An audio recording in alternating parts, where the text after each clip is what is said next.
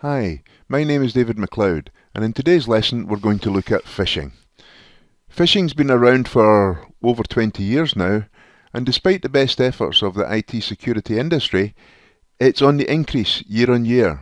We're going to look at what is phishing, who does it, why do they do it, how do they do it, and some red flags for you to watch out for. So, what is phishing? Phishing is a cybercrime. It's not a new phenomenon. It has been around as an email attack for over 20 years, and in different forms for much longer than that. Today there are several types of phishing attacks in which the target or targets are contacted by email, or by telephone called vishing, or by a text message called smishing, by someone posing as a legitimate organisation. The aim is to trick individuals into providing sensitive data such as confidential information, banking and credit card details, or passwords, or by clicking on a link that will download a piece of malware onto their computer, which can then give the sender control, or even deliver ransomware or other malware which can then spread through the rest of the network. Many of the victims don't even realise they've been phished. It's an electronic attack on your computer and is virtually invisible unless you know what you're looking for. For example, if you see this guy near your home or office, alarm bells will ring. You recognise the uniform and the tools. But when the attacker looks like this and his tools are a computer or a phone, it can be that much harder to spot. But they are the same. Phishing is theft of information or money from you or your company. We will have a look at that later on in this video. It is much easier to hack a human being than it is to hack a computer. Who does it? 20 years ago, most phishing attacks came from a young person in their bedroom trying to see how far they could get. We have all seen the TV programs about hackers, but it has moved on a lot since then. The phishing we are likely to come across now is done by people who are university educated. They have degrees in psychology, in business, and of course in computing. A big step from the self-taught person in their bedroom. Today they are more likely to look like this, bearing all the hallmarks of successful business people. Let's face it, they can afford to. Their business is booming. They have 9-to-5 jobs, working in modern offices with all the trappings of a very lucrative business.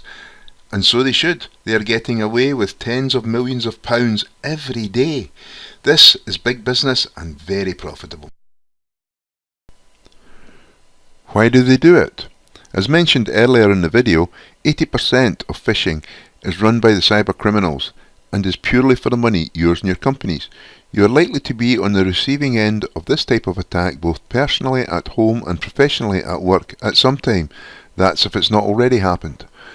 In 2017, phishing earned the scammers £130 billion worldwide, and in the UK £4.6 billion. We got off lightly, it seems, but that is money stolen from people or confidential information stolen and sold. So there you have it. It's about the money, pure and simple. How do they do it?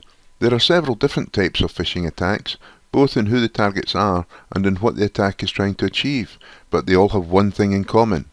They are trying to get you to take action, whether it is to open an email attachment, or to click on a link to a website, or even to transfer funds from one account to another. It's something you would not have done if you had not received that email. Here are some examples of mass phishing attacks, but they do come in all shapes and sizes. This one looks like it came from PayPal. It's got the logo, the correct colours, telling us our account has been suspended. This is an early example. As you can see, the English here is not very good. The attackers have got a lot better over the years, and now their language is almost always perfect. It is not addressed to the recipient, it's generic. Sometimes they use the greeting, then your email address. These are red flags. Any legitimate person sending this email would know who it was going to. Looking at the link, it starts out okay with PayPal, but then it has the security support text in the main part of the URL. I'm not sure about that. Let's call PayPal and find out independently if this is correct. The watchword's got to be stop, think, and check. Other examples. We're going to look at these emails here. They are made to look like they came from my company, but they all have fraudulent sent from email addresses. This is an alert from the help desk, warning of suspicious activity on my account. It looks like a real email from the help desk. It even has a disclaimer at the bottom from the company supposedly sending the email. There is a link to click to get this sorted out, but if I zoom in, I can see that the name has been wrongly spelt. The M in media has been replaced by an R and an N. When this is displayed at normal size, it could very easily be missed depending on the size and resolution of your screen, and in my case whether or not I'm wearing my specs. This one is a favourite of the scammers, and it's hard to see. The M to R N change has been a plague on Bank of America for years. In general, the scammers will misspell the names on the URLs by changing the fonts in the middle of the address to make it look real. Another favourite is to change the letter O for a 0, or to change an L for a capital I, or a 1, or even an S to a Z. This small change in a URL is all it takes for the attackers to redirect you to wherever they want you to go.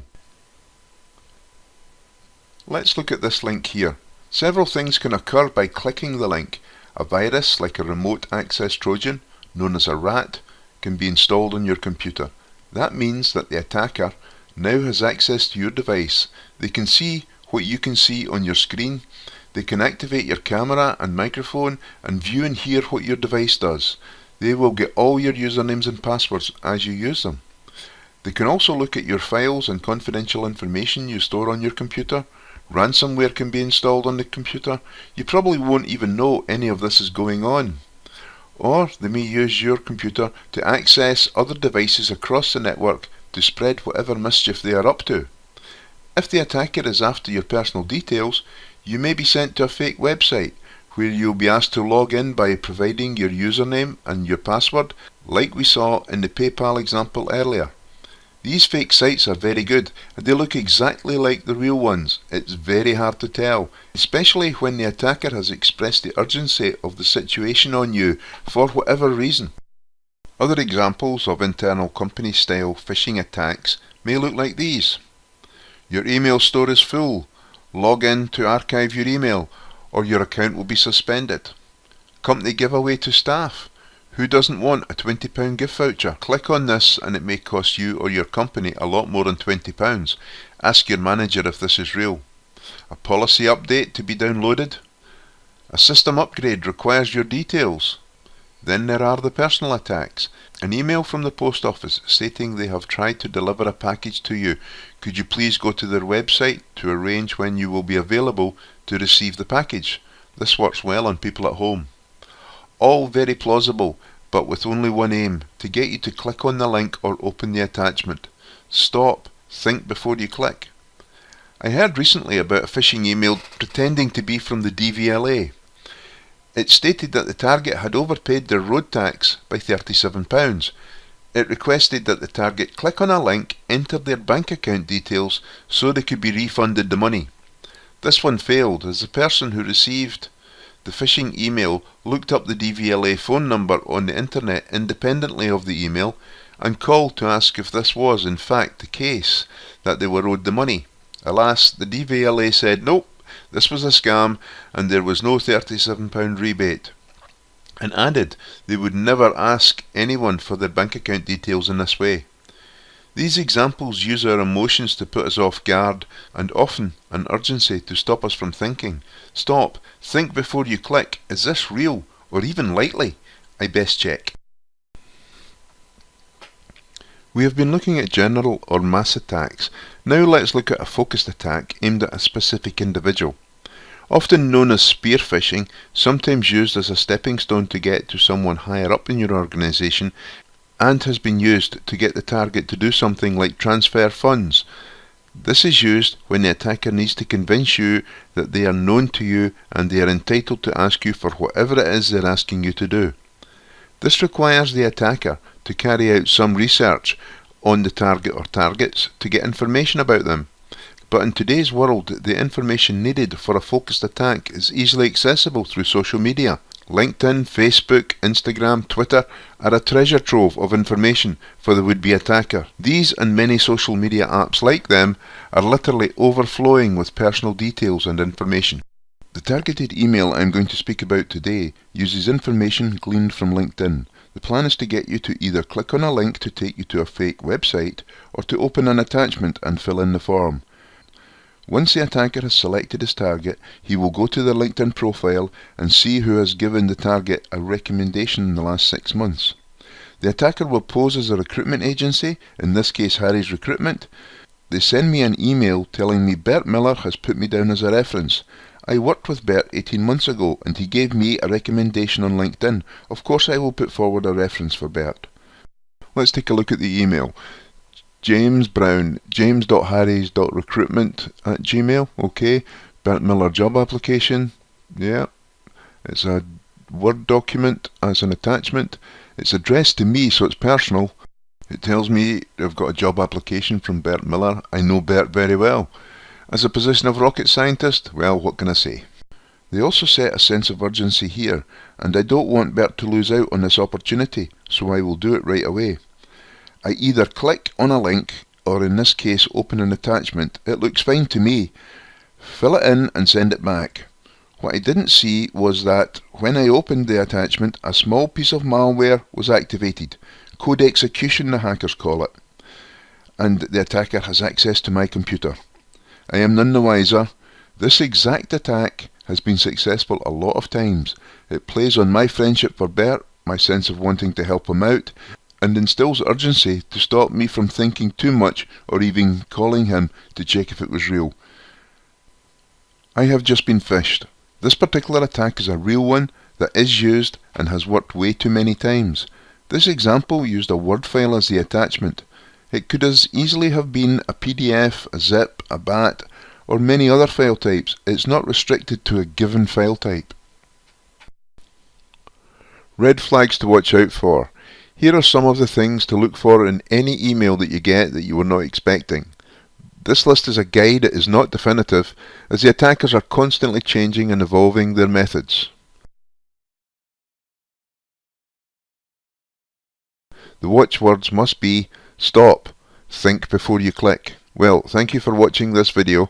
If you liked the video, please hit the like button in YouTube and subscribe. If you have any ideas of something you would like to see covered, add it to the comments below, and thanks for watching. Bye bye.